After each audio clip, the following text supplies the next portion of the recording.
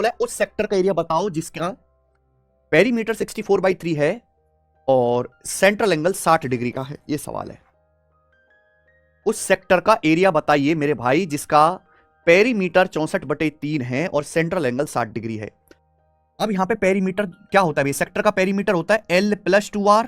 आप बोलोगे हाँ जी सर, और ये पेरीमीटर आपको 64/3 सेंटीमीटर दिया हुआ है।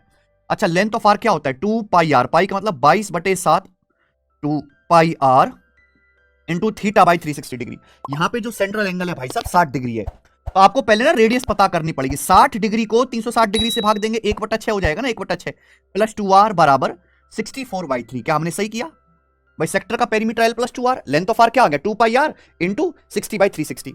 अब हम यहां से क्या कर सकते हैं कि ये 2r जो है, 2r यहां भी ये 2r है, तो 2r कॉमन ले लेते हैं। तो ब्रैकेट में बचेगा क्या? आप ये देखो, ब्रैकेट बचेगा 22 ये देखो 2 से कट गया 11 बार, और ये 2 से कट गया मेरे भाई 3 बार। ये बच गया जी 11/21, 7×21। आप बोलोगे हाँ सर बिल्कुल सही, +1 बराबर 64/3। या किसी बच्चे को कोई परेशानी? आप बोलोगे नहीं सर कोई भी परेशानी नहीं है, ठीक है ना। तो 2r गुणा 11/21 में +1 करेंगे तो ये आ जाएगा 32/21 हो गया भाई साहब, बराबर 64/3।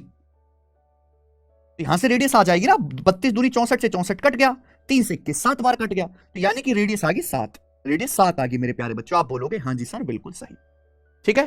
तो ये आपको निकालना पड़ा मेरे भाई कैलकुलेट करके रेडियस, इसलिए ये सवाल अच्छा लेटेस्ट आया पेपर में। लेकिन आपसे रेडियस नहीं पूछी, आपसे पूछा है सेक्टर का एरिया। अब सेक्टर के एरिया का जो फॉर्मूला है मेरे भाई वो होता है πr² गुणा θ/360 डिग्री। ये सेक्टर के एरिया का फॉर्मूला है, समझ में आया? लेकिन भाई ये आपको लगाना नहीं चाहिए, आपको पता होना चाहिए कि अगर किसी सर्कल की रेडियस 7 है, तो सर्कल की रेडियस अगर 7 है तो डायरेक्ट उस सर्कल का एरिया यानी कि πr² जो आएगा, डायरेक्ट उस सर्कल का एरिया जो πr² आएगा वो 154 आएगा, 154। आप बोलोगे हाँ जी सर बिल्कुल सही आएगा, इंटू θ/360। थीटा आपका 60 है, 60 डिग्री को 360 डिग्री से भाग करेंगे 1/6। ये आ गया भाई, लेकिन 2 से काट लेंगे मेरे प्यार भी, 77/3, 77/3 सेंटीमीटर स्क्वायर सेक्टर का एरिया आ गया। तो πr² आपको डायरेक्ट याद होना चाहिए। अगर सर्कल की रेडियस 7 है तो उसका वैल्यू एरिया πr² के लिए 154 होती है मेरे भाई। तो ये आंसर है। आप ऑप्शन से भी देख सकते थे कि जो भी सेक्टर का एरिया 11 का मल्टीपल आएगा।